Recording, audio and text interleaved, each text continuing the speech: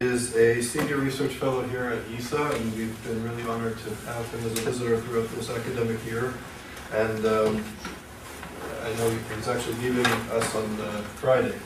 So, on a personal note, which is uncharacteristic of the seminar series, from all of us at YIISA, we wanted to wish you a very happy and special birthday.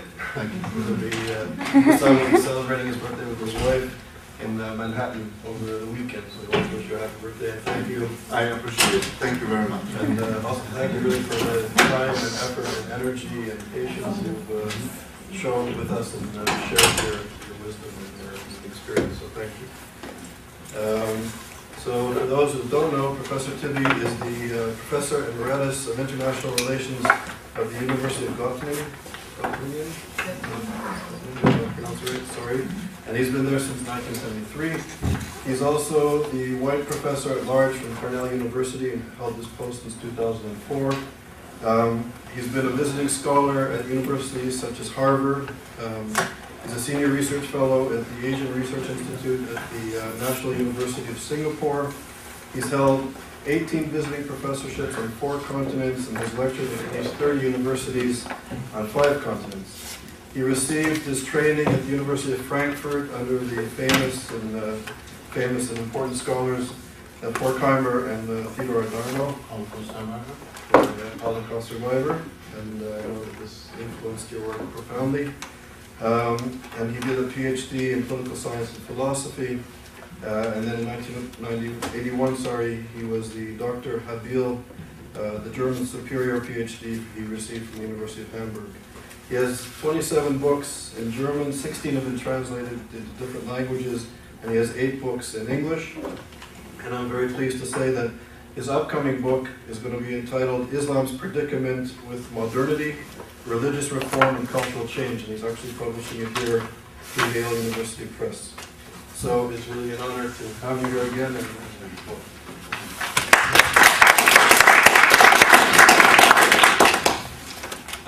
3 years ago, it was really a stroke of luck. I was in Israel at the University of Tel Aviv and got the invitation to attend a symposium on,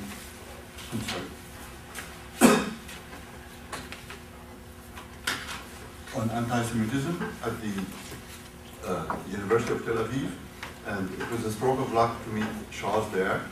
And we like each other.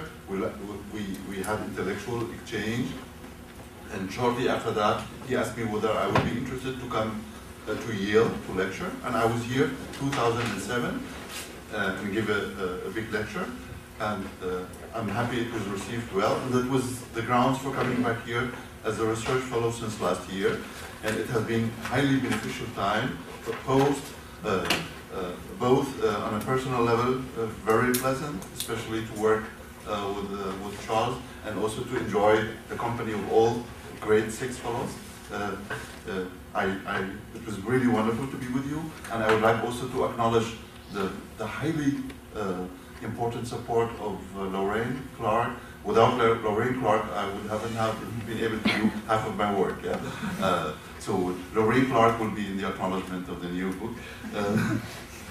So as you might have noticed that in terms of language, the announcement is the Islamist challenge to America. And sometimes people who don't know, even scholars, they say, you are not okay with English? It must be Islamic, not Islamist. Yeah? When I say there's a distinction, and the distinction is there is Islam. Islam is a religion. Islam is a cult. Islam is a cultural system. I am a devout Muslim, and I'm proud. I mean, when I have problems with, Islamism is another word for Islamic fundamentalism. It has no other meaning. And when I have problems with Islamism, and I acknowledge this because, it's now way behind. I was, for 5 years, from 1990 until 1995, for 5 years, I was under protection of the state because there was a fatwa to kill me.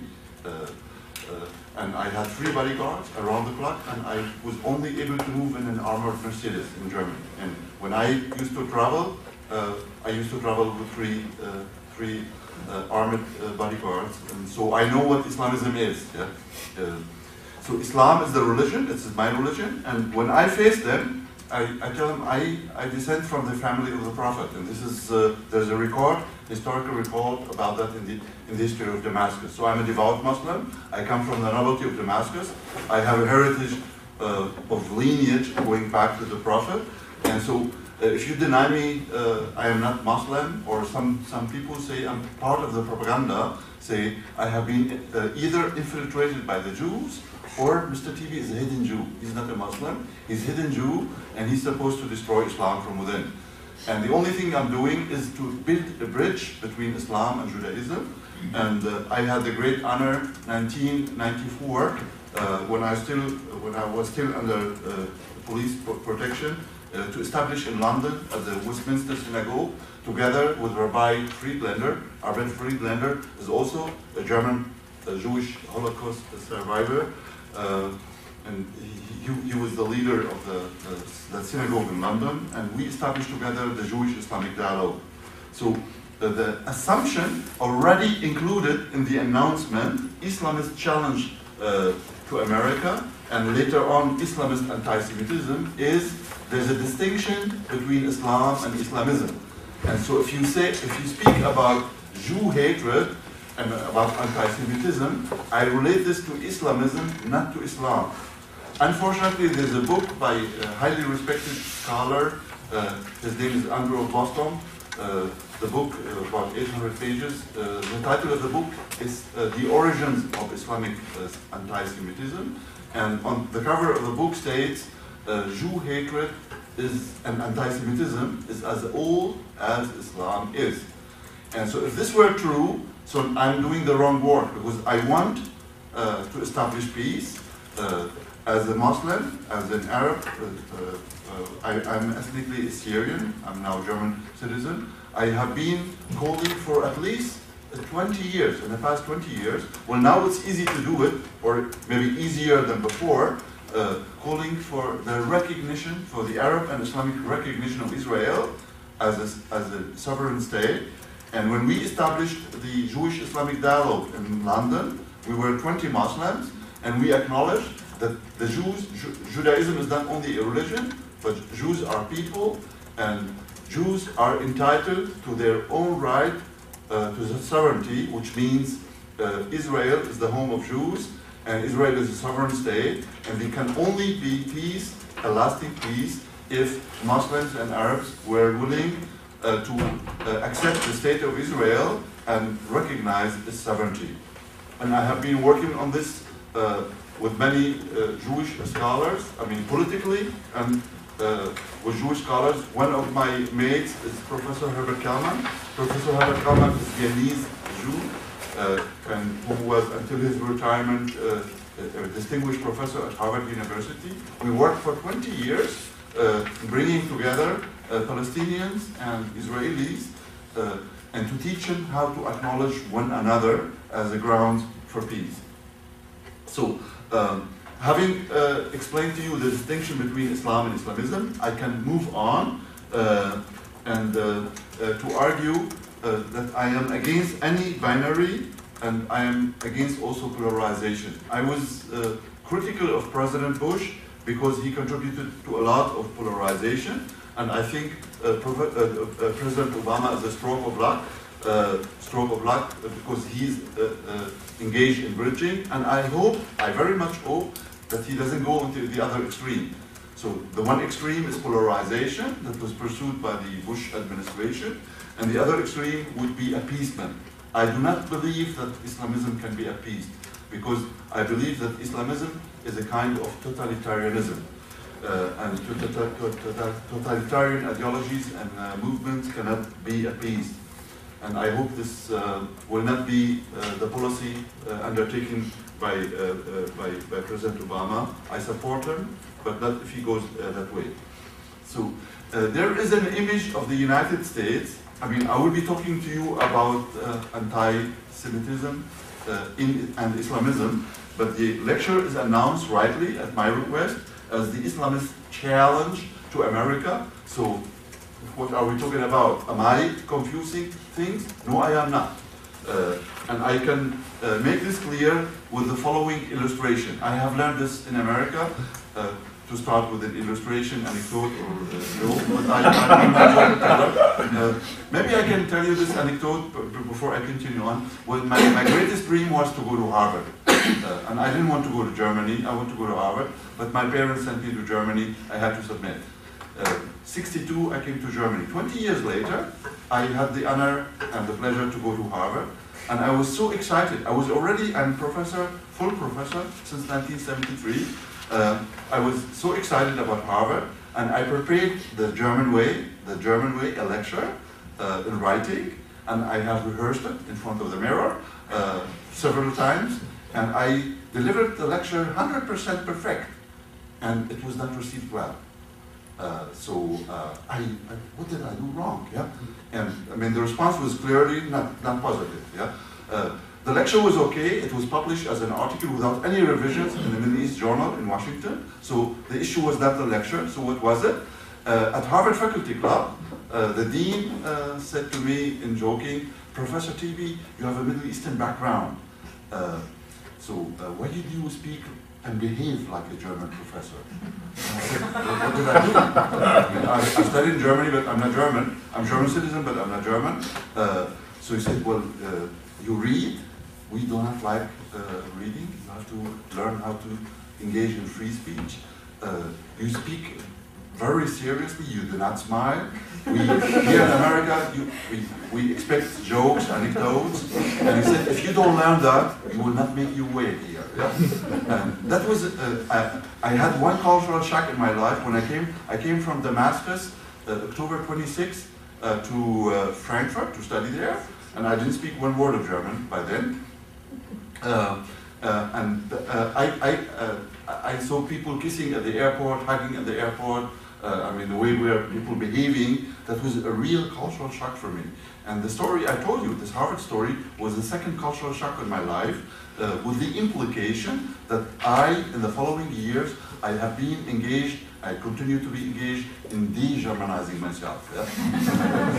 So now, part of this de-Germanization is the way I lecture, I engage in free speech, and I start this anecdote. There was a report in a New York Times that was on March 27, including a disclosure.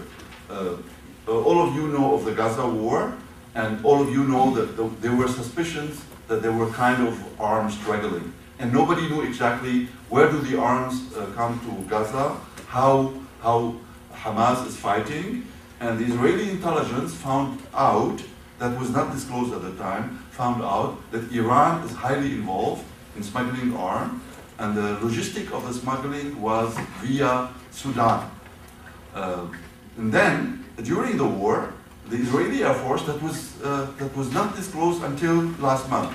The Israeli Air Force bombed a convoy, an Iranian convoy, however, traveling through Sudan to bring the arms on their way to Gaza, later on sea. And when the disclosure was published, the Sudanese did not speak about it, because it was Iranian convoy, and how could Iranian arms be in Sudan? That was embarrassing for them, and therefore they were silent. And when it was discovered, when it was disclosed, the speaker of the Sudanese government said, I quote from New York Times, he said that was an American raid on Sudanese territory, and the Americans are committing language. The Americans are committing a genocide against the Sudanese people. And when at the press conference he was asked, according to the disclosure, the planes that were involved in the bombing were not American planes, they were Israeli planes. So what is your response? And his response is, quote unquote, we, the Sudanese government, do not differentiate between the United States and Israel. They are all one. End of the quote. So you see, a part of the Islamist, I don't say Islamic, a part of the Islamist anti-Semitism is that America is ruled by the Jews. And the Jews rule, in this conspiracy-driven thinking, the Jews are so strong, and my Jewish friends say we are only 13 million people, and we govern the whole world. Wow! So the Jews rule the United States of America through two channels. First, from Washington, they have their lobby there, and they determine American politics, and this is politics. And second, Wall Street Journal is in Israeli territory, Jewish Israeli territory, and there the Jews rule world economy. And through these both channels, the Jews determine what America is doing. And then when Israeli planes are bombing Sudan, then these are American planes. As you say, we do not differentiate. These are the same. Yeah. What's happening in Sudan? The Sudanese government is a fundamentalist government, and the Sudanese troops, I mean paramilitary troops, and also the army, they were involved in killing about between 1.25 million non-Muslim people who are Sudanese as well. As you know, there's an international warrant to arrest the president. It's the first sitting president in the world who is now wanted in a warrant.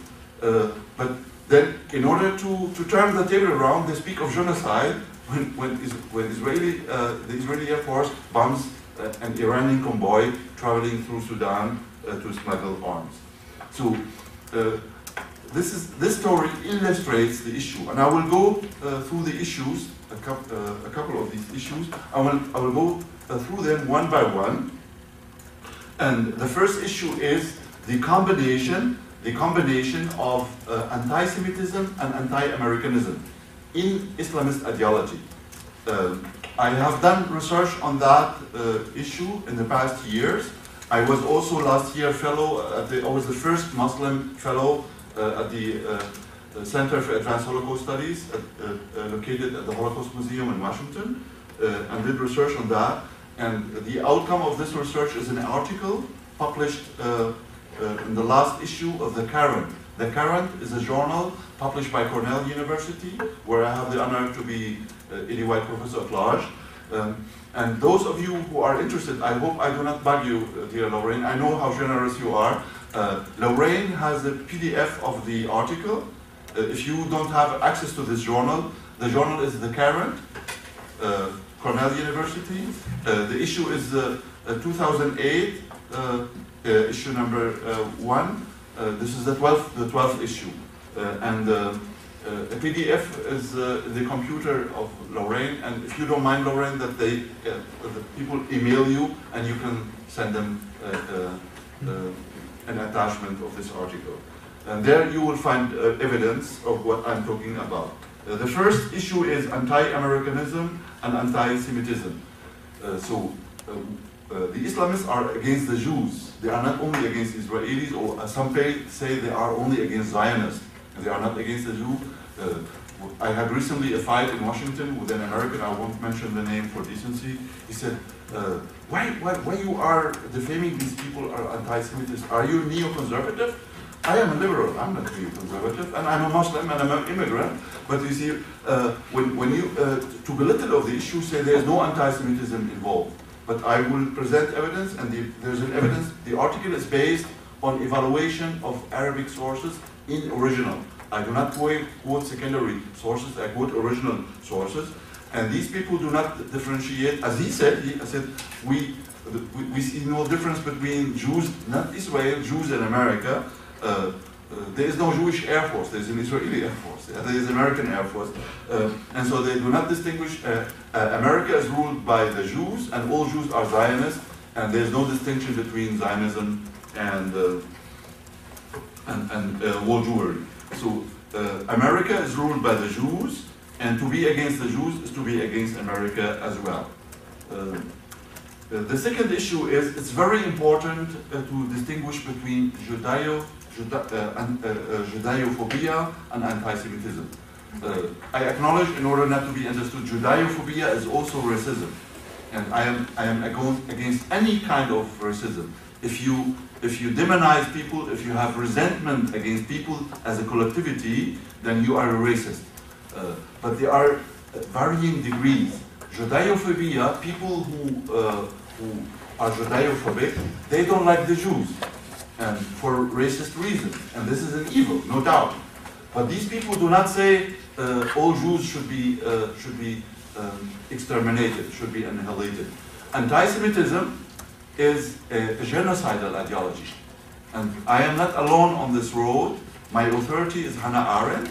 Hannah Arendt, I mean, it's a big name, all of you know Hannah Arendt, but supposedly there's a person, some person may not know them. Hannah Arendt was a German Jew. She fled Germany, 33, came to the United States. She became professor at Columbia University, and there she wrote her major book, The Origins of Totalitarianism, and it was published 1955. And this is the major study in a study of the totalitarianism. And she says, Hannah Arendt says, anti-Semitism is basic to any ideology which is totalitarian. And in the chapter on anti-Semitism, she states literally, anti-Semitism is much more than Jew hatred. There are people who hate the Jews. They say Jews should go to hell, but they don't go further. Anti-Semitism goes much further. Anti-Semitism says the Jews are not only an evil, this evil should be extinguished, exterminated, annihilated. And this is a call for a genocidal ideology. And it is in Mein Kampf, in Hitler. And if people read that book, they would have realized, like when I mean, as you know, there were efforts at appeasement of Hitler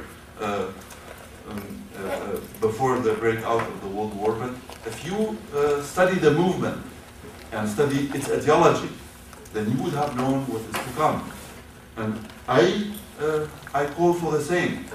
When people say, oh, Islamism, this is just a social movement, they want justice, they are against oppression, against the outside power of the West, they are against injustice. When these things are resolved, then it will be gone. I don't buy into that. Why? Because I have been studying this movement for 30 years. You might say I'm prejudiced, but this is not prejudice. I mean, I'm prejudiced for the fact that these people were trying to kill me for 5 years. But at that time, I kept my cool head and kept studying the issue. And when I make a statement, I support what I say with evidence and with reference to documents. So, Judeophobia, I am a scholar. I am not here to defend Islam and the Arabs, but I'm here at the university to work with Charles Paul in a scholarly manner. And I acknowledge in early Islam, in the 7th century, there existed Judeophobia. When you read Islamic texts, you will find not so positive sentiment against the Jews. And this has a long story, and I won't get to it, but just maybe few hints. Yeah? The Prophet, our Prophet, when he was young, he traveled a lot. He was married to a woman who was about 20 years older, and she was a trade woman, and he traveled with the caravans for doing business in Jerusalem and Damascus. And Jerusalem and Damascus were at that time not Islamic places. There were no Arabs there. The Arabs were in a place in Arabia, the place named today Saudi Arabia. There were no Saudi Arabia at that time either. And so there in Jerusalem, he encountered Judaism, and he was very, very impressed. There's a lot of documents for this. And when he started establishing Islamic religion after receiving revelation, starting with the year 610, he interacted also with Jews. And when he moved from Mecca to Medina, 622, this is the year number 1 in the Islamic calendar, he approached the Jews and he called them to join in, because he thought Judaism and Islam are so resemble one another. They are both very strong monotheism. And in the early years of Islam, Muslims used to pray in the direction of Jerusalem, not in the direction of Mecca. So early Muslims in Medina used to pray in the direction of Jerusalem, believing there will be a kind of Jewish-Islamic symbiosis or alliance. But then the Jews refused to join Islam, and then an enmity developed, and this is one of the reasons in the background of Islamic Judaophobia. But that was not anti-Semitism. Please keep this distinction. And so this Judaophobia existed in a variety of ways through history with no implications. However, according to my friend and my teacher, Jewish teacher, Bernard Lewis from Princeton University, a very dear friend, we worked together, and he wrote a book about the Jews of Islam. This book also published by Princeton University Press. And in that book he says in Spain, in Islamic Spain, that was the highlight of Jewish culture, and at that time there existed a Jewish-Islamic symbiosis. But at the same time there were some Judaophobia, but anti-Semitism came to the Middle East, to the world of Islam, from Europe. In the 19th century, late 19th century, the first Arabs went to study in Paris, and most of them were Christians. And the first Arab anti-Semite was not a Muslim, he was a Christian. His name is Najib Azuri. He traveled to Paris, lived in Paris, and published a book in Paris, 1905. The title of that book is Le Réveil de la Nation Arabe, French, which means the revival of the Arab nation. And he says, he adopts French anti-Semitism and applies it to the Arab world. He's a Christian, and he started to voice anti-Semitism. Anti-Semitism means the Jews are evil, kill them. This is the message of anti-Semitism. Judaophobia is a racism, is ugly, but it is not murderous. Because say, I don't like the Jews, that's it. But anti-Semites do not stop saying, I don't like the Jews. They say, I don't like the Jews, but they are evil, and they have to be annihilated. This anti-Semitism started in the 20th century. Very new, it never existed before, and it was an import from Europe. And there are two stages of anti-Semitism. The first stage is related to Arab nationalism, and Arab nationalists were secular. And they adopted nationalist ideology first from France, later on from Germany, and they also adopted European anti-Semitism. The anti-Semitism I'm talking about today in this lecture is an Islamist anti-Semitism. Pan-Arab nationalism is gone. One of my major books, and people say it is my major book because I like it. Some people, even here at Yale, do not like my work on Islam because it does not fit into their mind, because it's very critical. They say Tibi wrote a book. My first book was Arab Nationalism Between Islam and the Nation State. If you want to see it, it is displayed without knowing that I'm here. I was so happy to go to Yale bookstore, and my books are displayed there, yeah? In the section Political Science, and also in the section Islam. And this book is there. And Arab nationalism is dead since the Arab defeat in the war 1967.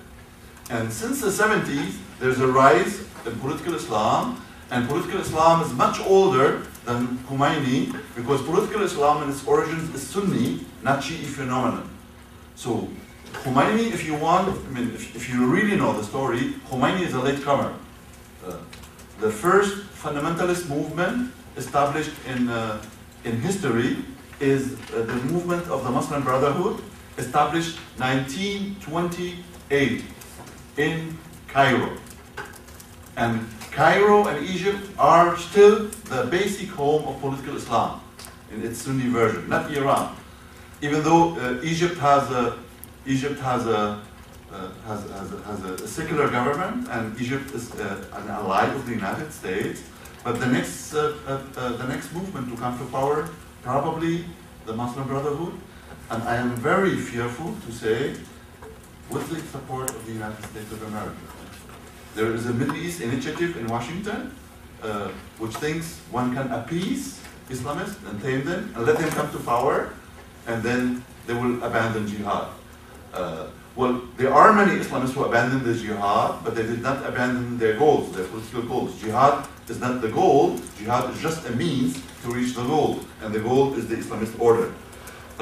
So I hope I have made clear there is two distinctions. One distinction, I mean, we are at the university here, and we should comply with academic standards. So nuances as distinctions are very important.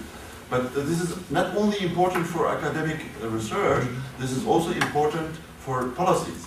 You know, when people in Washington, I lived in Washington last year, and I was struck that, I mean, politicians know very little about Islam in the Middle East, and they do business.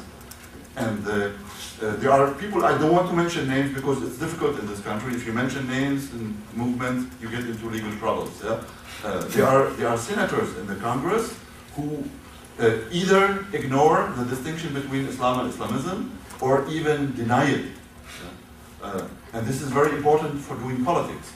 So, first distinction between Islam, in Islam, between Judeophobia and anti-Semitism. Judeophobia existed since the 7th century. Anti-Semitism is new, it is an import from Europe. And the third distinction is between the anti-Semitism of Arab nationalism and the anti-Semitism of Islamism. These are very different issues. You know, pan-Arabs, nationalists, were British and French educated, some were German educated, and this is the elite. And this elite, you know, say 5–10% of the people, and they were also very elitist, and they had little impact on the whole people. But the Islamists, they speak the language of local cultures, and they have an appeal. So anti-Semitic Islamism, or Islamist anti-Semitism, is much more dangerous because much more effective than the secular anti-Semitism of pan-Arabism ever was. Yeah? Again, I refer you to this article in the Current, and also to some of my books. I have here. For later on, I have some flyers of my book, which are all 5 of my books are displayed in Yale Bookstore. And then the next point I move to, you may ask me, you are saying there's a distinction between Islam and Islamism. So what is the distinction? I was among the advisors of the American Army prior to the Iraq War. We were 5 advisors that were invited to the Naval War College, not far from here. And one of the generals, I cannot mention his name either, he said to me, Professor Tibi, I am not scholar, I am a military man, I have no time to read your book. You know, at the time, my book on political Islam was not published, but I had a book on the challenge of fundamentalism, political Islam and the New World Disorder. Maybe you can distribute this here. Okay. And he said to me, I have no time to read your book, but I expect from you to tell me, if you have a message, in 2 phrases, how can I distinguish between a Muslim, an ordinary Muslim, and an Islamist? And I said to him, it's possible to do that in 2 phrases. When you meet a Muslim person, you ask this person, is Islam for you a faith and a culture, or is Islam a concept of political order? And if this person says Islam is a concept of political order, then he is an Islamist, he is not only a Muslim. The definition of Islamism is, well, it is not from me, from them. They say, Al-Islam huwa deen wa dawla, which means Islam is a unity of state and religion. So religion is not only to be practiced in a mosque, and to be also practiced as a culture in your daily life, like Jews do, or other Christians, or people of other religions. Islam is a concept of political order, dawla. And you see how invented this is. I learned the Quran by heart in the age between 5 and 6 in Damascus. And I still know the Quran by heart. And in the Quran, you will not find the term dawla. Dawla in Arabic, devlet in Turkish, means state. And the definition of Islamism, by Islamists themselves, say, what is Islam? Say, Islam huwa deen wa dawla. Islam is deen, is the religion, and dawla is state. But the state, this term does not exist in the Quran. I mean, the formula does not exist, and the term dawla never. And so you see that you are dealing with an invention of tradition. And now, how come that, that this concept of order, I mean, Islam is a concept of order, how does this concept of order imply anti-Semitism? The Islamists believe that Jews also want an order. They want a world order. And they say world Jewry is the instigator of the search of a world order, and Zionism is the political means to do so, and therefore there is a clash between two visions, one of Islamic world order and one of Jewish world order. And they say, therefore, there can be no peace, this is quote, there can be no peace between Islam and Judaism. And I can quote here, the major thinker and the major ideologue of Islamism was an Egyptian, and his name is Sayyid Qutb. I would like to tell you more about him, but I see time is running. But if you want, you ask me in the question and answer period, who was Qutb, what did he do? Sayyid Qutb lived 2 years in New York, and in New York he became a fundamentalist.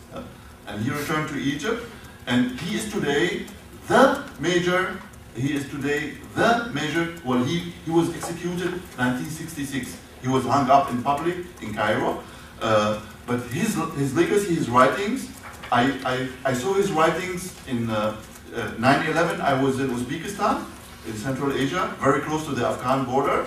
And I was presented with an evidence by Uzbeki intelligence services about the text used in the camps, training camps for jihadism of Al-Qaeda. There were 55 of them, and they were reading Sayyid Qutb, basic reading. And Sayyid Qutb says this quote, it is on page 133 in my article in the Current, and the source of the Arabic, or the evidence of the Arabic source is given there. Who tried, this is his imagery of the Jew. Sayyid Qutb asked, quote unquote, translated by myself from Arabic. Arabic is my mother tongue, so the translation is correct. Who tried to undermine, there are references to historical events that you may not understand. But please ask me later. If I interrupt the quote, then I miss the point. So there will be references to issues and events that you do not know. If you want, I explain this to you later. Who tried to undermine the nascent Islamic State in Medina that was 622, and who incited Quraysh in Mecca as well as other tribes against the foundation of Islam? Question mark. It was a Jew. Who stood behind the Fitna war and the slaying of the third Caliph Uthman and all what followed hereafter as tragedies? It was a Jew. And also, who inflamed national divides against, this was now a jump from the 7th century to the 20th century, and who inflamed national divides against the last Caliph, and who stood behind the turmoil that ended with the abolition of the Sharia, that was 1924. It was a Jew. It was Ataturk. Ataturk was not a Jew. He was a Muslim Turk. It was a Jew, it was Ataturk. So this is the logic against historical fact. The Jews, now the conclusion from these questions and the answers, it was a Jew. The permanent answer, it was a Jew. The Jews always stood and they continue to stand behind the war waged against Islam. It is a cosmic war. So it is not an empty war. So how can you appease? It's a cosmic war. Today, this war persists against Islamic revival in all places on earth. End of the quote. This text is used in indoctrination courses also in Europe, in Germany, in France, in the UK, and of course in the world of Islam. And I saw this text in Turkey, Southeast Asia, Central Asia, and of course in the Arab world, and in the Islamic diaspora in Europe. So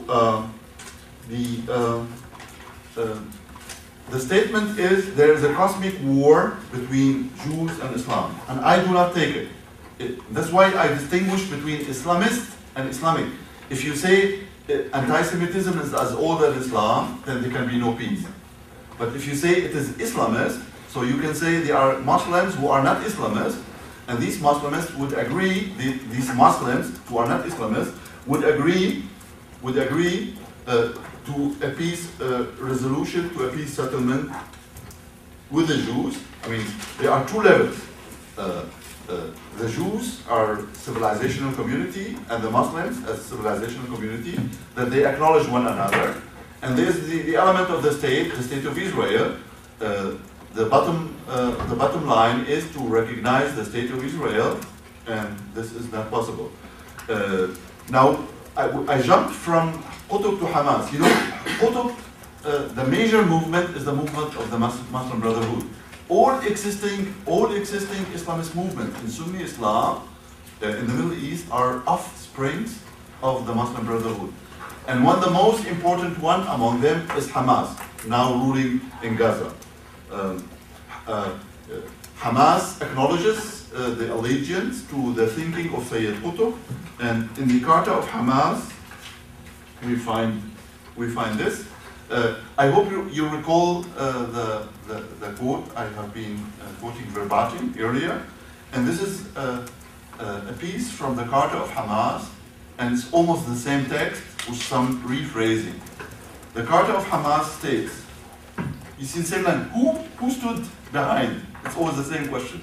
And they enhance it. And you might laugh, but this is not for laughing, this is actually sadly. Who stood behind the French and the communist revolutions? It was the Jew. In the pursuit of the interest of Zionism, the Jews were behind the First World War that led to the abolition of the Caliphate. The Islamic Caliphate, that was the last Islamic order, abolished in 1924 by Ataturk, who was a Muslim, and then he was made to a Jew. The Jews were behind the First World War that led to the abolition of the Caliphate to get the Balfour Declaration. Then the Jews abolished the League of Nations to rule. Then the Jews established the League of the Nations to rule through it the world, and hereafter they pulled the strings. You see, to pull the strings, this is the language of conspiracy. The Jews pulled the strings for the Second World War, so they are responsible for the Communist Revolution, for the French Revolution, for the First World War, for the Second World War. And what did they fight the Second World War? To establish the State of Israel and to replace the League of Nations by the United Nations and its Security Council. So the present United Nations and Security Council, this is Jewish accomplishment. Yeah? The Jews rule the world. There is no single war without the hidden hand of the Jews acting behind it. Therefore, there can be no peace with them, period. So, in Europe, and also here in the United States, there are people who say you have to appease Hamas, you have to do politics with it. But Hamas does not comply with this. And I share with Charles this. We were yesterday talking, said, you know, he and I, he's a Jew, I'm a Muslim, we say we disagree with Hamas, but we give Hamas credit for one thing. They are honest. They say what they think, what they believe. And I give you this story, and I cannot give you the evidence because the evidence is confidential. Yeah? I spoke to a high-ranking official of the European Union in Brussels, and he told me this story on grounds of anonymity. Yeah? So, you know, there's a suffering of Palestinian people in Gaza, and Gaza before the war, yeah, and Gaza is actually encircled and sealed, and the European Union used to pay half a million euro annually just to Gaza, yeah? And this money stopped under pressure. And people now are blaming the European Union is responsible, that people are starving, that kids are dying in Gaza. And a high-ranking person in the European Union approached Hamas and to make this offer. You make, the European Union speaking, you make or you hold a press conference, and this press conference, you make 3 announcements. Whether you comply with them or not, this is not our business. It's yours. But just say in public these three announcements. We recognize the state of Israel. Second, we agree to pass, we accept past agreements, translated in the Peace of Oslo. And number three, we renounce violence. And if you do this, then within a week, the money will flow. And they said, no, we cannot. And they referred to their charter, and they said, Palestine is the property of God, in Arabic, Waqf Islami, and we have no whatever competence to negotiate over the property of God. Therefore, Israel has to go. So, how can you make peace with these people? I don't know. So, but I mean, so people who involve in appeasement probably either naive or they don't know or whatever. Yeah. So now I move further beyond Hamas to the movement of the Muslim Brotherhood. The Muslim movement of the Muslim Brotherhood was established as the first Islamist movement in the history of Islam in general. And today, this movement is well connected throughout the world. I know, and there's literature about this, they exist in Germany, they exist in UK, in England, in Italy. They have a radio station, a big radio station, Radio Islam, in Stockholm, Sweden. And they control at least 2,000 mosques throughout Europe with the infrastructure that belongs to it. Yeah? And so I thought the United States is free of the Muslim Brothers. And I work with a Turkish colleague, Turkish Muslim colleague at the Hudson Institute. Her name is Zaino Barran. And I worked with her last year in Washington. And we are working now in a book together on Islam in Europe. And she gave me a piece, it's published, it's not classified. It's about the Muslim Brothers in America. And I was scared. They are very strong in this country. Yeah? I don't want to get into details. If you want, you look at the internet, the Hudson Institute, and the Hudson Institute has a journal. I missed now the name of the journal, but if you look at the Hudson Institute, Washington, they have a journal. And this piece was published last year with a big evidence about the presence of the Muslim Brothers here in the United States. And this movement, in its program, in its documents, it's throughout committed to anti-Semitism, Islamist anti-Semitism, and it does not accept peace with Israel, not to speak of the Jews. And so those who say, if you find a peace solution to the conflict in the Middle East, the anti-Semitism will end. I do not buy into this on the grounds of studies and documents. Now, number 6, the distinction between anti-Semitism and anti-Zionism. Well, Zionism was founded by Theodor Herzl, a Swiss Jew. I visited Basel several times, so I'm aware of his heritage. But before Herzl there existed no Zionism. And Zionism, actually, I worked with the Israeli political scientist #1, an elderly man. I hope the name is well known in Israel. He's like a flag. Shlomo Avneri. And I'm very proud that Shlomo Avneri wrote the endorsement to this book. I think I give some flag, but those who don't have it, please, you can give it. I can tell you this book. This is a Cornell book. This is a Cornell book about political Islam, political Islam in Europe and world politics. And the press, the Routledge Press, approached Professor Avneri and asked, without my knowledge and without knowing that we are friends, they approached him. Professor Avneri is distinguished professor for philosophy, European politics, and international relations at the Hebrew University in Jerusalem, and asked him for an endorsement. And he said, he wrote back that he, quote unquote, that he appreciates my work and he would be willing to write the endorsement. However, he adds, I care for the life and for the position of Professor Tibi, and I care also for the fact that his book will be welcomed in scholarship. But there are people who see this book is endorsed by a Jew, an Israeli professor. This will kill the book. Yeah?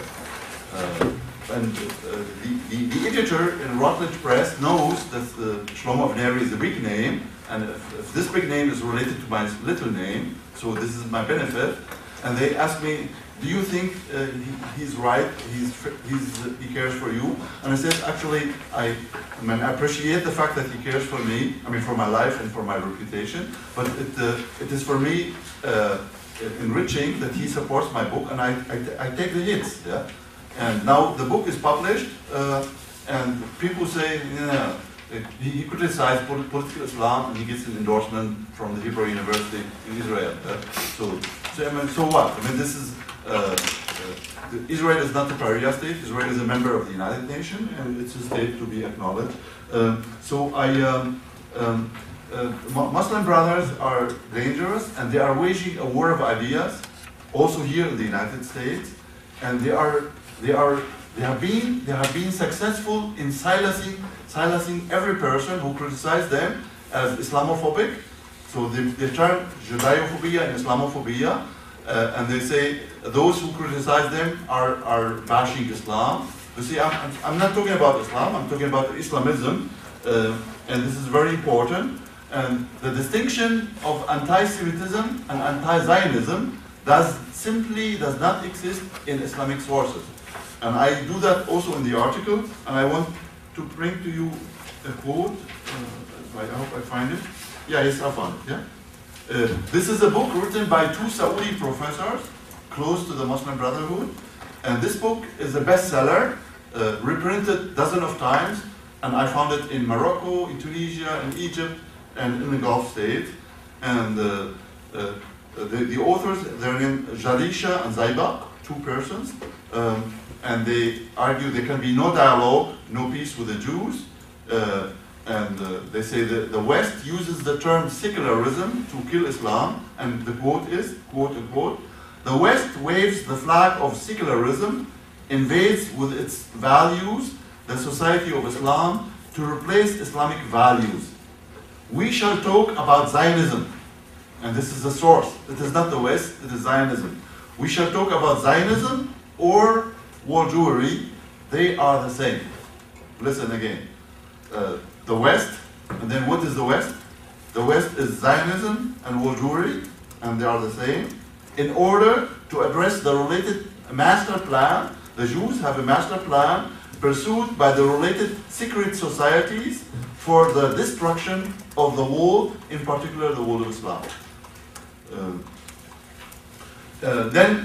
Well, how can the Jews who are about 13, I mean, the maximal estimate, I think it would be 15, right? Am I right? 15 million, not more. How could 15 million rule a world of 6 billion people? Well, it is America, with usually America, yeah? And that's why America is looked at as the home of the Jews. It's not Israel, it's America. And it is very sad to see two American professors. One is Hersheimer, professor at Harvard. He was even the dean of the Kennedy School of Government. And the other professor is in Chicago, Walton Hersheimer. They published a book, The Israeli Lobby. And this book is more appreciated in the Arab world and Islam than here in the United States, even though it's in the United States also a well-selling book. I'm sad to say that. And they say American foreign policy, two distinguished American professors, American foreign policy is done in Washington with a Jewish shape. When they don't say Jewish, they say the Israeli lobby, but the Israeli lobby is American Jews, yeah? And the Islamists use this book. They say professors of Chicago and Harvard support what we say. So the Jews rule the world via America. Yeah? And who are the Americans? The funny thing in the propaganda of Islamism, Americans are described as the new crusaders. You know, the Crusades took place between the 11th and the 13th century for 200 years. And this is history. It's over. Today there are no crusades. And the Crusaders were Europeans, Christian Europeans. And the fact is, there's the best history of the Crusades is completed by an Oxford professor, and he says that in his history of the Crusades, he says when the Christians invaded Jerusalem, literally he states, Jews and Muslims fought for the defense of Jerusalem, shoulder by shoulder. Jews and Muslims defended Jerusalem shoulder by shoulder. And then the first, very few people know that, the first Holocaust was not in Germany, it was I mean, Holocaust means to kill the Jews, annihilated. This is the meaning of, I mean, Dachau, and all these ugly places. The Crusaders chased the Jews and wanted to punish them because they sided with Muslims, and they burned the major synagogue in Jerusalem with all Jews hiding inside, about 800 to 900 Jews. That was the first massive or collective burning of Jews in history, according to this Oxford historian. So, and there's a book published by there's a Center of Middle Eastern Studies, and the Center of Middle Eastern Studies at Columbia University, if I'm right, was also involved in inviting the Iranian president, Ahmadinejad, to go to that university and lecture there. And there's a book published by this center with Columbia University Press, and the name of this book is The New Crusaders. And I never liked Bush, but Bush is not a crusader. But the Bush administration and the new, I mean, the new America, these are the new crusaders. And this propaganda is published by University Press. I'm glad you are here at Yale. This would never happen at Yale University. Yeah? And Yale University is publishing next year my book, my third book about political Islam.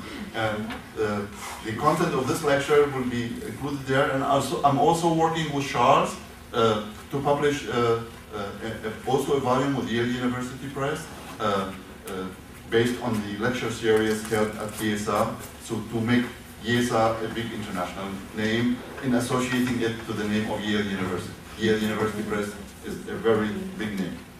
Can I still talk maybe 10 minutes? Or 5 minutes and then 5 minutes. And then I will skip, there's I studied, I mean, why I am committed. I am committed to the Jews and want to refer to the Holocaust with the one lesson. This should never happen again, not only to the Jews, but also to any other group in humanity. Yeah? So this is the lesson of the Holocaust. Yeah? And how do I come across this? I studied with Max Horkheimer. Max Horkheimer is a German Jew who came to the United States, 1933, but he was fully European. Well, he liked the United States and he felt well here, but after the war, he said, go back to Europe. He went back to Europe, 1950, and he was my professor. And he changed my life. Yeah? And maybe I conclude the lecture with a quote from him. America, regardless of its motives, saved Europe from complete enslavement. These are the words of Max Horkheimer. The response today from everywhere, not only in Germany, has been widespread and profound hostility toward America. So he says America saved the world from Hitler. So why people are not appreciated? Why this hostility toward America? He asks. Yeah? There has been a great deal of puzzling over the origin of this sentiment. Is it resentment? Is it envy? But it is also the errors made by the American government and its citizens. All play a role. It is especially startling to notice that everywhere where one finds anti-Americanism, anti-Semitism flourishes. And this is the point. Today, anti-Semitism is there where anti-Americanism flourishes. So therefore, anti-Americanism in Europe is very, very dangerous. And I was commentator on German television. I was columnist in major newspapers. And because I refused to join anti-Americanism during the Iraq War, which I opposed, I lost all these positions. Anti-Americanism is very strong in Europe. And people shy away of saying, well, we don't like the Jews, they rule America. And so Horkheimer states, I'll end soon, it is especially starting to notice that everywhere where one finds anti-Americanism, anti-Semitism flourishes. The general malaise caused by cultural decline seeks a scapegoat, and the Jews are the scapegoat. It finds the Americans and in America himself. Once again, the Jews who supposedly rule America are the cause of all the evil. And therefore, the solution is extinguish them, and this is anti-Semitism. And if you are against genocide, if you are against murder, you cannot be silent about this. And you cannot also be silent against those people who belittle all these things in explaining this is only this is criticism of the oversight of the West, this is criticism of injustice. It is not that. It is, as Islamists themselves say, the Islamists say, we are waging a cosmic war against the Jews, and this war would only end when the Jews are exterminated, extinguished. What would be your response? Thank you very much.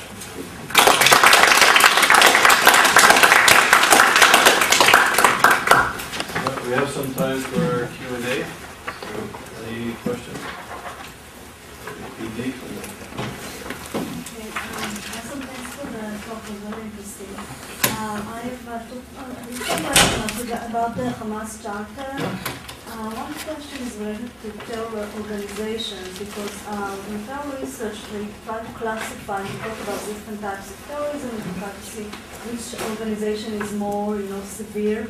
And so it's interesting to listen to what you think about the externality, or to what extent you think that Hamas is a radical organization as opposed to Al-Qaeda. We have Al-Qaeda, we have Hamas, we have Bin Laden, we have Hezbollah. So how do you map Hamas to, as opposed to these other organizations? And another thing, it's written on the internet that in 2007, Musa Abu Marzouk, he said that the Hamas Charter is not really important. It's some kind of document that was written by, but it was never used since. So how can we interpret these documents? I mean, I don't know, because I don't know the mentality. So what would you say about it? How can we need to interpret these and so forth? Okay. First, make a reference. The best book or the best study of Hamas is a study published by Yale University Press last year. The author is Andrew Levitt, L-E-V-I-T-T, Hamas, and he provides all evidence it is a terrorist organization. Yeah. And the book was received, not so well, and the director of the press told me we had to receive so many hits. Said, but congratulations for being courageous and taking the hits, because this is life. You have to tell the truth. So first, I give you just some general information. Well, when Islamism was born, 1928, it was a jihadist movement. Jihadism, jihad in Islam, I cannot explain this, we don't have the time. As much there is a difference between Islam and Islamism, there is a difference between jihad and jihadism. Jihad is classical, holy war, and jihadism is terrorism. So classical jihad is not terrorism, it's violence, but it is not terrorism. So now, Islamist movement went through a transformation in the past, let's say, 10, 15 years. They have learned that they can reach more through peaceful political work than through jihad or jihadism. And this applies to Hamas. So, as much there is a distinction between Islam and Islamism, there is a distinction between two directions within political Islam. One is jihadism. The jihadists say the only way to reach our goal is violence. It is the means for establishing the Islamic order. The peaceful Islamists, I call them institutional Islamists, the institutional Islamists argue it's better to march through the institutions. And there's a precedent for that in Germany. I was in the left in my young years, and one of the people who were with us, who threw stones at police, and he has beaten policemen, some of them who still today have physical suffering, was Mr. Joschka Fischer, who became Foreign Minister of Germany. Yeah? You see, so I mean, if you work through the institutions, you can move upward, and this is what Islamists now say: say yes to democracy, abandon the bullet, and accept the bullet. Abandon the bullet and accept the ballot box. Yeah. So go to the ballot box, and so they are these peaceful institutional Islamists. And in Iraq, the government of Iraq, which came to power through American assistance, consists of 3 Islamist parties who abandoned jihad and accept peaceful action. However, they did not abandon their goal, the Islamic Sharia state. And this applies to Hamas as well. Now, Hamas, you mentioned Hezbollah. There's also in Iraq the Supreme Council for the Islamic Revolution in Iraq. These movements say we are against violence. Like Hezbollah has members in the government, they have members in the parliament, and they are in the state. But they do not abandon their militias. The only Islamist movement which has no militia is the AKP of Turkey, ruling since 2002.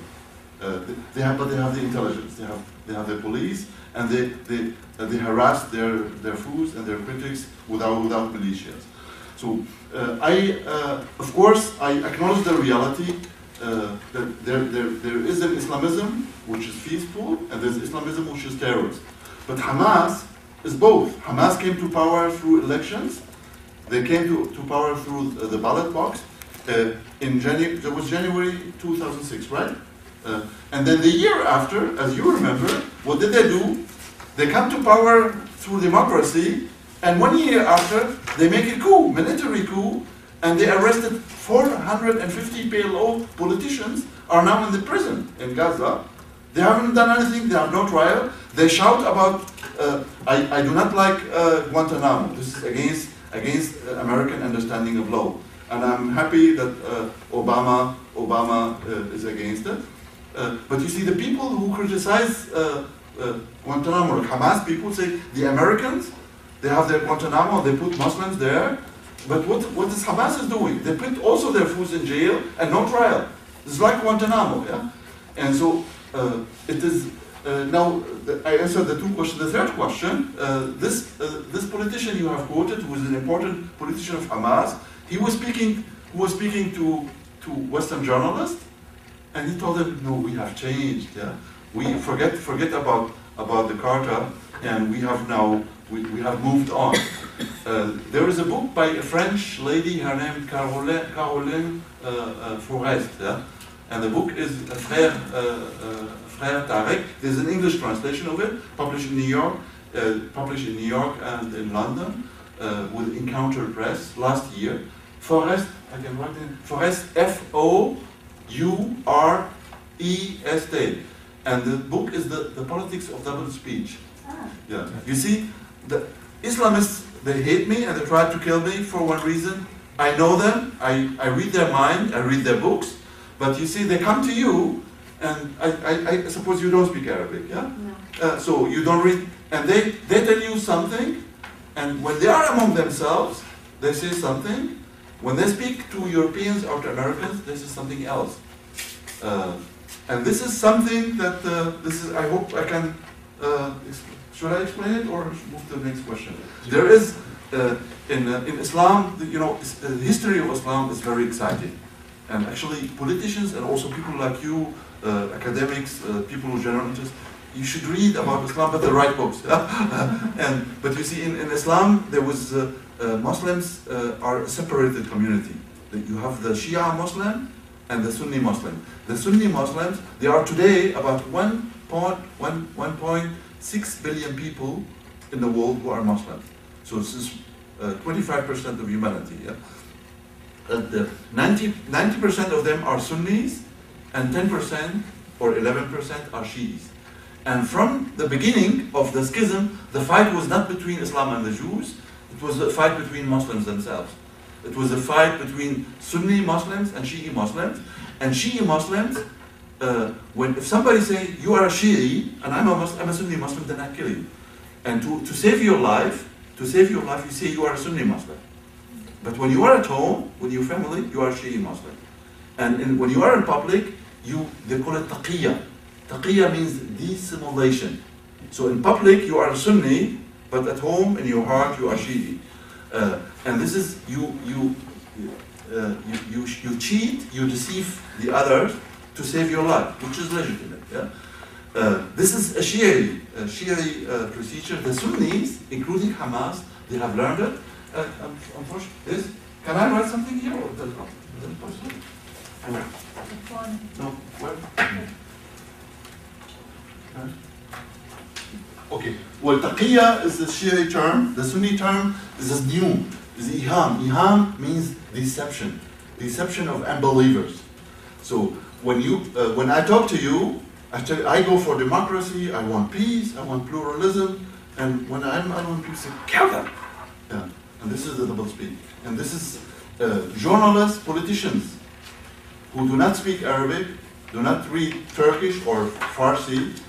They either should shut up or hire advisors who inform them well. Okay, hang on, a few questions. Wait, I'm going to ask a question to Moss, and then you, in your presentation and in your work, you go to great lengths to distinguish between Judeophobia and anti-Semitism. Yeah. So, what is the purpose of doing it in the current context? And let me go back. I agree with your critique of Andrew Boston's work as being, I think, quite crude in some ways. But it is enlightenment. I mean, also scholarship, because I mean, the question is, but also there's a political intention behind it. Okay, but if you go back to Judeophobia in the Islamic world, I'm thinking more in Shiite Islam, and it was also in Sunni Islam. The Jews were perceived as being impure. And the fatwas and the rulings and the perceptions were quite extreme when it came to the place of Jews in society, and there were massacres. And Jews, I'm thinking of Persian rulings and fatwas in Persian society, the notion of impurity was very strong. And Jews occupied a very specific strata in society, and they weren't allowed to really move. So you have this history of the other, the Jews, the other, in a very pejorative sense. And then you have the influence of, say, modernity, colonialism, missionaries, etc., transferring of knowledge and education, as you mentioned. And you have now, I'd say, within the Islamist mindset, a genocidal form of anti-Semitism.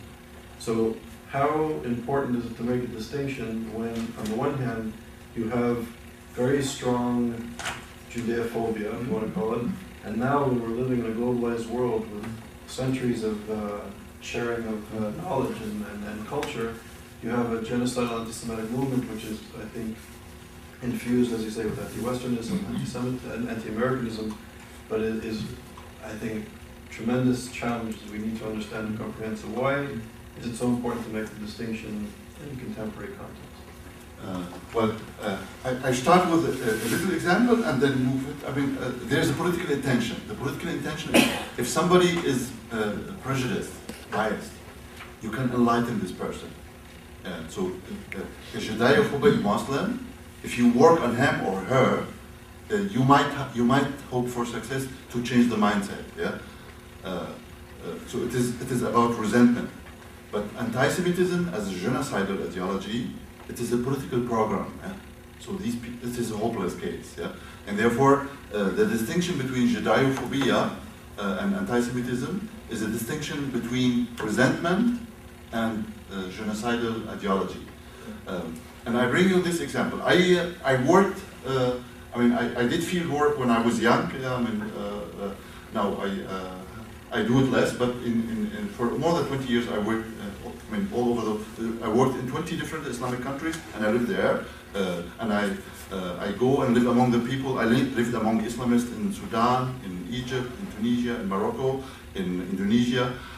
Now I lived among Palestinians in the West Bank, and I lived among Palestinians in Jordan. They are different, believe me. Yeah. And I tell you this story. I was taking a taxi in Jerusalem, and the driver said I'm German and he wanted to shoot me. Yeah? And I said to him, I mean, please don't cheat in Arabic, yeah? I mean, don't play games with me. I am an Arab and Muslim like you. You can do it with German tourists. He said, but you look so German, yeah? But you look so, that's okay. But when he cooled down, he said, you know, we cheat, our people cheat, and we like to cheat, you know, because they wanted to cheat me. And he said, but the Jews are much better. They don't do that. You know what? He said, how? He said, imagine this. This year, I received a reimbursement of the Israeli state for many thousand shekel. They paid me back many thousand shekel tax money that I have overpaid. And you know, in the tax declaration, they found I have paid more taxes than I should, and they paid it back to me and said, listen, the Jews are honest, yeah, but we cheat, yeah. And you see, can you imagine an Arab state does this? They are kullun haramiya, they are all thieves. I mean, an Arab talking about Arabs, yeah. And you see, the Palestinians who live in Israel, they interact with Jews, they know them from close, and they eat the two of them, and so they know they are not evil, yeah. And even but if you go to the West Bank when you are in Amman or in Nablus, yeah, and talk about the Jews, say, oh, kill the Jews, extinguish them, and so I mean, Judeo-phobic resentment can be enlightened. I believe in enlightenment. Yeah, anti-Semitism cannot be appeased. Yeah. Now to the Shia, this is true, and this is also what you say is described at length. The book of Bernard Lewis about Jews and Islam is very positive about Islam, but he makes clear it is the Shia are a difficult case because this impurity, and the Jews are impure, and therefore if you attach a Jew, then you become dirty, and if you put a clothing on that a Jew touch, then you are impure. But you see, I do not want to belittle of this. This is a religious sentiment, yeah. But if you see in Islam, I mean, I know that. I mean, my wife looks at me, but she knows that I'm not like this. It exists in Sunni Islam, but mostly in Shia Islam. Women are impure because because they get their menstruation, and so women are as impure as the Jews are in a period of time. Yeah. So, but you see, this impurity is resentment, is ugly, but it is not genocidal. And I think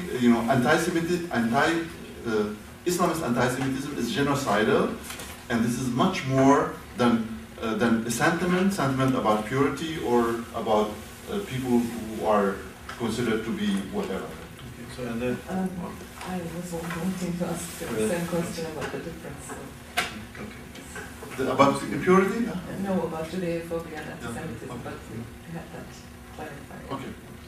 In the United States, we like to pride ourselves with the concept of separation of church and state. Yes. And we use the term multicultural, diversity, and under this umbrella now, there are Muslim schools coming into Michigan, into Minnesota, in California, which are preaching the Islamist concept. The American Civil Liberties Union has taken it up, and I've written a research paper on that, and I am very concerned that under this broader concept of a diverse and pluralistic society, we're accepting the idea of the totalitarian concepts that we're supporting in our public schools. Are you familiar with that? I'm very familiar, because what you are describing, and now it is beginning in the United States. In Germany, in Europe, it's already established. Yeah? And at Cornell University, we run a project with Professor Katzenstein, who's American-German, about religion in expanding Europe. And we published a book. He is editor Peter Katzenstein, distinguished professor at Cornell. The book published with Cambridge University Press. And my chapter is exactly on this. My chapter is Europeanizing Islam or the Islamization of Europe. And I argue, I discussed the concept of diversity. You know, Islamists, they are intelligent people. Islamists are not traditionalists. Islamists are mostly Western educated people, very intelligent, very knowledgeable, and they know what they're doing. And they are against all kinds of multiculturalism in their ideology, but they do not mind making use of cultural relativism and multiculturalism to press themselves forward. Yeah? So they say, I am not like you, and I'm different. You go for Islam, American law, I go for Sharia law, and within diversity, you have to accept me. And if you do not accept me, then you are a racist. And they play successfully this game. And in Europe, there's the grandson of Hassan al-Banna. Hassan al-Banna is the godfather of Islamism. He founded the movement. His grandson is Swiss, born in Switzerland. His name is Tariq Ramadan, and he's denied entering the United States under Bush. Maybe that was one of the few right decisions of Bush. And in Europe, he argues there must be an Islamic space, a space for Islam within Europe, and in this space, Sharia and all Islamic rules in the Islamist understanding apply, and Europe is outside. And if there's a veto between like values of human rights and Islamic values, then in the name of diversity, you put the veto aside. And I argue for a veto. My argument is democracy versus difference. If there's a difference, I wouldn't let it go in the name of diversity if this difference contradicts democracy. Like you see, I am a Muslim, and I believe I'm a devout Muslim. Then an Islamist would come and say, Mr. Tibi is a hidden Jew, or he's whatever, and he's not a Muslim, and put me outside of Islam. See, this is an assault on my human rights, on my civil rights, and if you do it in the name of diversity, I won't let it go. Because democracy is above democracy. To put it true, democracy is above diversity, and I think American people should learn that. Well, but you are not so in rush as we are in Europe. In Europe, Islamists are so established, and I have difficulties. You see, Mr. Ramadan is number one, and I say I defend Europe against Islamism, and they push me to the side, they corner me, and Mr. Ramadan is number one. Yeah? And he lies at them, like his book, if you go to the Yale bookstore, you'll find the title of his new book is Radical Reform, Liberation and Islamic Ethics. I write in my new book, liberation from whom? From unbelievers? So it is, there is no radical reform, this is Salafism in a very tough way. We need information, and I'm very happy. I mean, Professor Charles Hill is here among us, and Professor Charles Hill will be running at the. I hope I can say this is no secret. You will be running at the Hoover Institution a project about Islamism. There's a great need to enlighten not only ordinary American people but also professors in this country. Enlighten them about Islam and Islamism, and say stop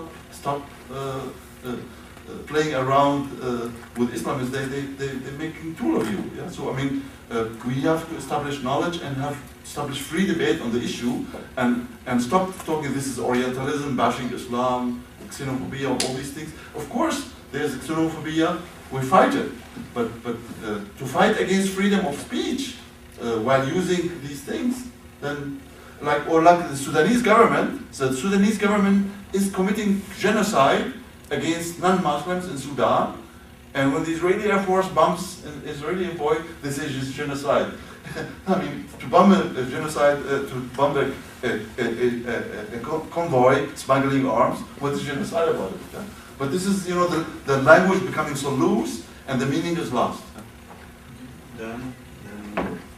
The book you mentioned, I just want to be sure I have it right. Politics of Double Speak or Speech? Double speak. Double Speak. And her name is Forrest, yeah? F-O-U-R. Yeah. And the problem for those of us who don't know Farsi or Arabic is somewhat solved by memory, right? Middle East speaking. I know, yeah. Right? Very good. It's a good source. Very good source, yeah. Question. But how many people look at that? Yeah? How many people what? How many people look at that? How many? That's Right. See? Question, what do you think of Melanie Phillips' book, Londonist? Time. Exaggerated, on target, what would you say? She touches the point, and there are many facts about it, and there's, you know, London is not London's town, but there are enclaves in London which can be described as London's town. But you see, the book is not that bad, but I heard from Charles, she was here and lecturing, and so she's exaggerating, and then she's damaging the message. And then people use her to discard people like me, yeah? Möchte here. Oh, I have a question. You said that the Judeophobia began because the Jews were not willing to accept Islam. They were unbelievers. Yeah. So does that mean that anyone who does not accept Islam is an unbeliever, an infidel? What happens to Christianity and all the other religions? Okay, well in Islam, this is a very good question. Yeah? In Islam, there are 4 categories. Yeah? In Islam, the first category, these are the best people, considered the Muslim believers, yeah? The true believers. They say al-mu'minun in Arabic. Yeah? The second category, they are believers, but believers second class. And these Jews and Christians, as it is acknowledged, I'm talking about Islam, not Islamism. For Islamists, Jews are unbelievers. But for Islam, in Islam and the theology of Islam, Jews are believers, and Christians as well. And this is acknowledged in the Quran. They are believers, but the Quran says there are revelations sent from God to humanity. And one of these revelations is Judaism. And Judaism is a message from God to humans, and it is revelation, and this is a belief. The same applies to Christianity. However, Judaism and Christianity share the fact, according to Islamic theology, this is not my position, they are religions, they come from God, but they are incomplete. And Islam is the seal that in the Quran say the Prophet Muhammad is Khatam al-Nabiyyin, which means the seals of prophecies. So in Islam, Moses is a prophet sent by God with a revelation, Jesus as well, and then Muhammad. But Muhammad is the last one, and his message is the seal. And that's why Muslims, I quote, not my position, Muslims claim superiority. If you look in my new book, Islam's Predicament with Cultural Modernity, there's a chapter about pluralism. This is chapter 7, yeah? Chapter 7 about pluralism. And this is one of the great predicaments in Islam, not Islamism. Because Muslims today must learn they are equals to others. And if they don't learn that, then there will be always troubles. Yeah? So the second category, incomplete believers, or second class believers. The third category, the unbelievers. The unbelievers, all religions, not only atheists, all religions, Hinduism, Buddhism, Sikhs, they are all unbelievers. And the fourth category, al-munafiqun, the hypocrites. They are Muslims who say, I'm a Muslim, but in reality they are not. Yeah? So these are the hypocrites. And all humanity is subdivided along these 4 categories. So Jews are, according to Islamic theology, second-class believer. In Islamism, it's not like this. Islamists say Jews are, Qutb writes that in his book, which I quote. He said the Jews were, at the beginning, were second-class believers, and they were accepted as people with a message from God, but they forfeit their right to be second-class believers, and they are now today to be ranked as unbelievers, as infidels. So these are just information. Are there any other questions? Okay, so on behalf of everybody, thank you very much for your presentation. And also just a very quick announcement, this week is very full for us. Our seminars continue tomorrow with 2 very interesting ones. We have Benjamin Weinthal, who's the Jerusalem Post correspondent based in Berlin, and he's speaking about the German-Iranian economic relations and the failure of Germany to combat Iranian anti-Semitism. And he's written some very good pieces over the years on these issues, and I think it will be a very exciting lecture. And then in the evening, we have Yossi Klein Halevi, who will be speaking about the Jewish theological implications of the new anti-Semitism. So it should be a full day, and everybody's welcome to these events. So thank you for coming. And thank you.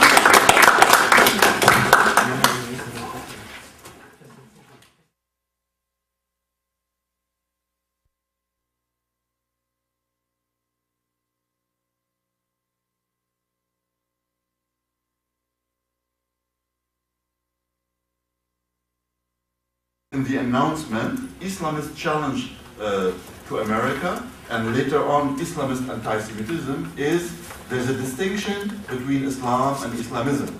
And so if you speak about Jew hatred and about anti-Semitism, I relate this to Islamism, not to Islam. Unfortunately, there's a book by a highly respected scholar, his name is Andrew of Boston, the book, about 800 pages. The title of the book is The Origins of Islamic Anti-Semitism. And on the cover of the book states, Jew hatred is, and anti-Semitism is as old as Islam is. And so if this were true, so I'm doing the wrong work, because I want to establish peace. As a Muslim, as an Arab, I'm ethnically Syrian, I'm now a German citizen. I have been calling for at least 20 years, in the past 20 years. Well, now it's easy to do it, or maybe easier than before, calling for the recognition, for the Arab and Islamic recognition of Israel as a sovereign state. And when we established the Jewish-Islamic dialogue in London, we were 20 Muslims, and we acknowledged that the Judaism is not only a religion, but Jews are people, and Jews are entitled to their own right to the sovereignty, which means Israel is the home of Jews, and Israel is a sovereign state, and there can only be peace, a lasting peace, if Muslims and Arabs were willing to accept the state of Israel and recognize its sovereignty. And I have been working on this with many Jewish scholars, I mean politically, and with Jewish scholars. One of my mates is Professor Herbert Kalman. Professor Herbert Kalman is a Viennese Jew, and who was, until his retirement, a distinguished professor at Harvard University. We worked for 20 years bringing together Palestinians and Israelis and to teach them how to acknowledge one another as a ground for peace. So, having explained to you the distinction between Islam and Islamism, I can move on and to argue that I am against any binary, and I am against also polarization. I was critical of President Bush because he contributed to a lot of polarization, and I think President Obama is a stroke of luck because he's engaged in bridging, and I very much hope that he doesn't go into the other extreme. So the one extreme is polarization that was pursued by the Bush administration, and the other extreme would be appeasement. I do not believe that Islamism can be appeased, because I believe that Islamism is a kind of totalitarianism. And totalitarian ideologies and movements cannot be appeased. And I hope this will not be the policy undertaken by President Obama. I support him, but not if he goes that way.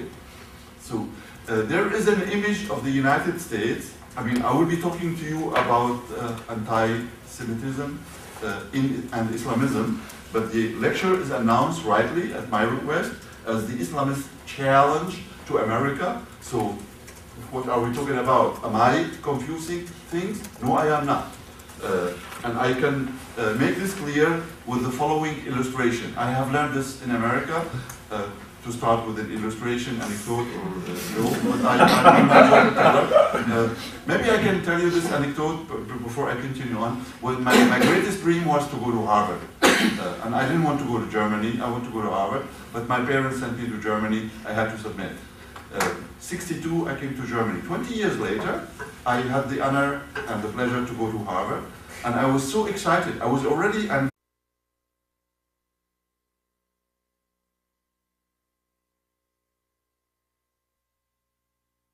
is a senior research fellow here at YIISA, and we've been really honored to have him as a visitor throughout this academic year. And I know he's actually leaving us on Friday. So, on a personal note, which is uncharacteristic of the seminar series, from all of us at YIISA, we wanted to wish you a very happy and special birthday. Thank you. Bassam will be celebrating his birthday with his wife in Manhattan over the weekend, so we want to wish you a happy birthday and thank you. I appreciate it. Thank you very much. And also thank you really for the time and effort and energy and patience you've shown with us and shared your wisdom and your experience, so thank you. So for those who don't know, Professor Tibi is the Professor Emeritus of International Relations of the University of Goettingen. Sorry. And he's been there since 1973. He's also the white professor at large from Cornell University and held this post since 2004. He's been a visiting scholar at universities such as Harvard. He's a senior research fellow at the Asian Research Institute at the National University of Singapore. He's held 18 visiting professorships on 4 continents and has lectured at least 30 universities on 5 continents. He received his training at the University of Frankfurt under the famous and important scholars Horkheimer and Theodor Adorno, Holocaust survivor, and I know that this influenced your work profoundly. And he did a PhD in political science and philosophy, and then in 1981, he was the Dr. Habil, the German superior PhD he received from the University of Hamburg. He has 27 books in German, 16 have been translated into different languages, and he has 8 books in English. And I'm very pleased to... Islam is a religion, Islam is a cult, Islam is a cultural system. I am a devout Muslim, and I'm proud. I mean, when I have problems with, Islamism is another word for Islamic fundamentalism. It has no other meaning. And when I have problems with Islamism, and I acknowledge this because, it's now way behind. I was, for 5 years, from 1990 until 1995, for 5 years, I was under protection of the state because there was a fatwa to kill me. And I had 3 bodyguards around the clock, and I was only able to move in an armored Mercedes in Germany. And when I used to travel, with three armored bodyguards, and so I know what Islamism is. Yeah? So Islam is the religion, it's my religion, and when I face them, I tell them I descend from the family of the Prophet, and this is there's a historical record about that in the history of Damascus. So I'm a devout Muslim. I come from the nobility of Damascus. I have a heritage of lineage going back to the Prophet, and so if you deny me, I am not Muslim, or some people say I'm part of the propaganda. Say I have been either infiltrated by the Jews, or Mr. Tibi is a hidden Jew. He's not a Muslim, he's a hidden Jew, and he's supposed to destroy Islam from within. And the only thing I'm doing is to build a bridge between Islam and Judaism. And I had the great honor, 1994, when I was still under police protection, to establish in London at the Westminster Synagogue, together with Rabbi Friedlander. Rabbi Friedlander is also a German Jewish Holocaust survivor, and he was the leader of the synagogue in London, and we established together the Jewish Islamic Dialogue. So the assumption already included... Say that his upcoming book is going to be entitled Islam's Predicament with Modernity, Religious Reform and Cultural Change, and he's actually publishing it here through Yale University Press. So it's really an honor to have you here again. And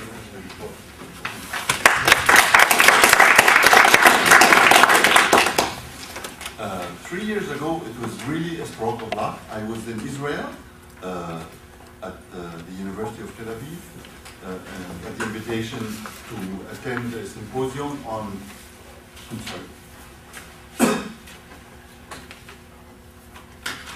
on anti-Semitism at the University of Tel Aviv, and it was a stroke of luck to meet Charles there. And we like each other. We had intellectual exchange, and shortly after that, he asked me whether I would be interested to come to Yale to lecture, and I was here 2007 and give a big lecture, and I'm happy it was received well, and that was the grounds for coming back here as a research fellow since last year, and it has been highly beneficial time, both on a personal level, very pleasant, especially to work with Charles, and also to enjoy the company of all grade 6 fellows. It was really wonderful to be with you, and I would like also to acknowledge the highly important support of Lorraine Clark. Without Lorraine Clark, I would haven't been able to do half of my work. Yeah? So Lorraine Clark will be in the acknowledgement of the new book. So as you might have noticed that you know, in terms of language, the announcement is the Islamist challenge to America. And sometimes people who don't know, even scholars, they say, you are not okay with English? It must be Islamic, not Islamist. Yeah. When I say there's a distinction, and the distinction is there is Islam.